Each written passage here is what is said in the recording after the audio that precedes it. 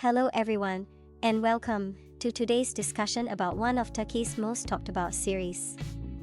The story revolves around the influential Kohanli family.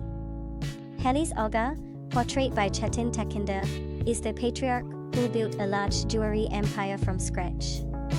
Although he faces some health issues and eventually passes on the family business to his son Orhan, Halis Aga remains the ultimate decision-maker.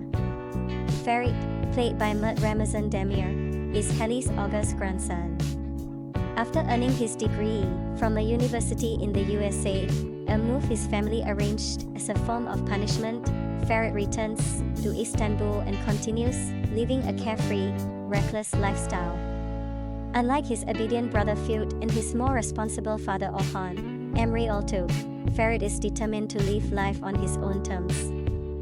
However, because he still relies on his family's wealth, he lacks the courage to completely break away. Frustrated by Ferit's unruly behavior, Halis Aga decides it's time for him to get married. He instructs his eldest daughter-in-law, Ifekat Gausin Santisyoglu, to search for a suitable bride from his hometown of Gaziantep. Ferit, with little choice, reluctantly agrees, believing that the marriage will be merely on paper so that he can continue his lifestyle. Ifekat heads to Gaziantep to find a perfect match, and news of the search spreads quickly in the city, especially since the Kohanli family is one of the wealthiest in Istanbul. Kazım Diren Polatoglu, a prominent figure in Gaziantep, has two daughters, Suna Beropozum and Seren Afra Saraçoğlu. Eager to secure prosperous marriages for his daughters, Kazım is delighted at the prospect of becoming in-laws with the Kohanli family. Ifekat identifies Suna as the ideal candidate and informs the Kohanli family, inviting Ferit and his parents to Gaziantep to discuss the match. When Ferit arrives, he wanders around and, by chance, encounters Seren. Unaware that she is meant to be his future sister-in-law, the two clash at first. Seren even declares she never wants to see him again. Later, when the Kohanli family visits Suna's home to formalize the marriage proposal, Ferit surprises everyone by expressing a desire to marry Seren instead of Suna. Without much thought about the consequences, Kazım agrees to this arrangement, delighting at the idea of linking his family with the Kohanlis. This decision turns both Suna's and Seren's lives upside down.